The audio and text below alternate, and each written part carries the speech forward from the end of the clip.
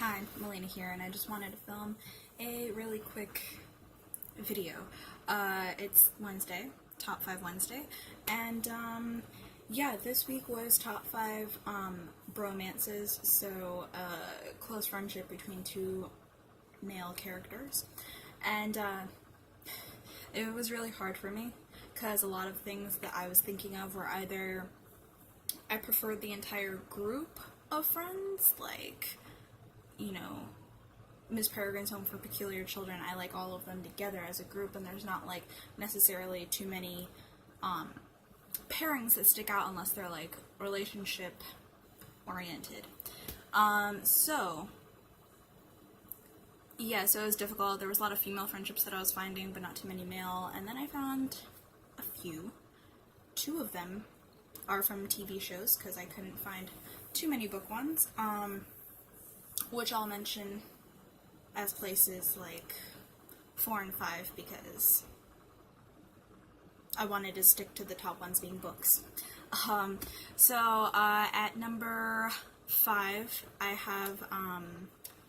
Will and Jack from the show Will and Grace. I don't have any sort of visual aid, so I'm just going to talk about it real quick. And they are basically two gay best friends, and it's kind of, also I like their pairing because I don't ship them together, but it's like a thing where, you know, technically they're two gay men, it is possible for one of them to, like, develop feelings for the other or both, but that's not what it is. It's just them being close friends, and whenever it's talked about, the idea of them being together, they're, like, completely against it because they just really enjoy their friendship. Then, number 4, I would say, is Joey and Chandler from Friends, because they're a really overrated one, but it's for a reason, because they're very cute. They have lots of, they kind of are the best friendship that everyone kind of hopes that they could have, you know, like, having shows that they watch together and inside jokes and kind of, like, clicking together with a person in a way that they do. So yes, those are 4 and 5. Next, for number 3, I have, I was debating whether or not to pick Jon and Sam or Bronn and Tyrion, but I think I'm going with Bronn and Tyrion. I still haven't watched the show, but I've read the first 2 books, but they're in storage, so I have the 3rd one here. And yeah, I like the way they meet. I like the kind of banter that they have between each other, where they're very sassy to each other, and, you know, they care about each other so much, but you wouldn't, like, if you're not very observant and don't realize the kind of underlyingness of how they act, you wouldn't really, realize it. And, you know, I like that originally it came for him, like, for Tyrion hiring him and needing him for, like, protection and stuff, but it kind of developed more as in a, where they became more like where they cared about each other, and, yes, so that's number 3. Number 2, I was kind of cheating with my rules because I gave myself a rule that I wouldn't put one's, like, male-male friendship pairings if I shipped it. That's why, like, Spider-Man and Deadpool aren't on this list, because I ship it. So it's kind of like, I'm not enjoying it because I think it's a beautiful friendship, I'm enjoying it because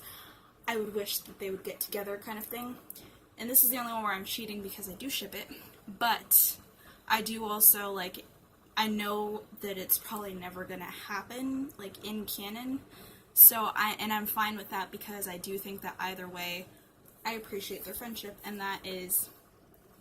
Sherlock and John from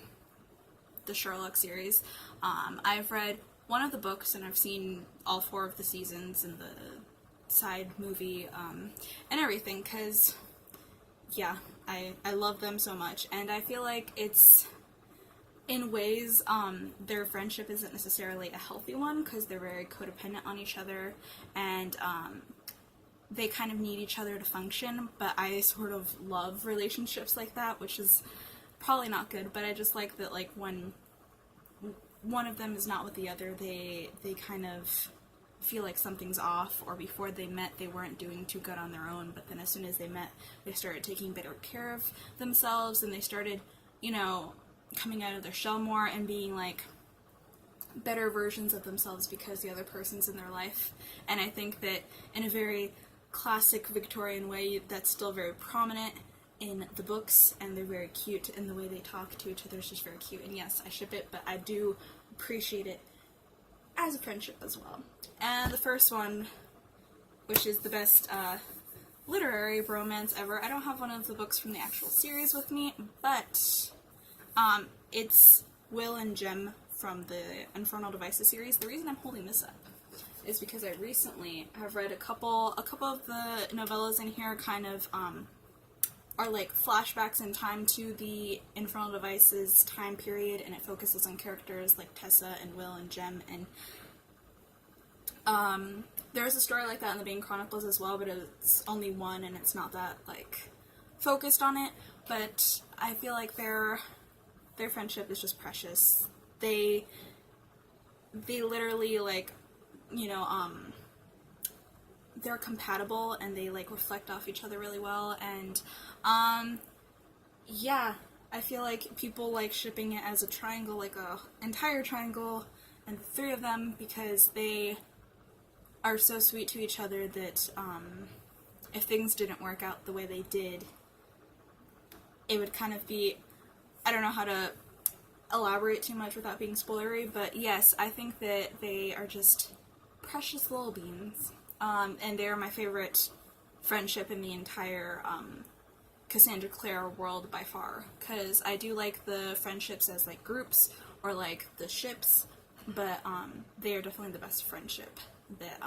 Cassandra Clare has written. So yeah, that's my top 5 Wednesday. I said it was going to be quick, it's still 7 minutes, but if you like this video, be sure to give it a thumbs up and subscribe if you want to see more of my face and my books. Bye!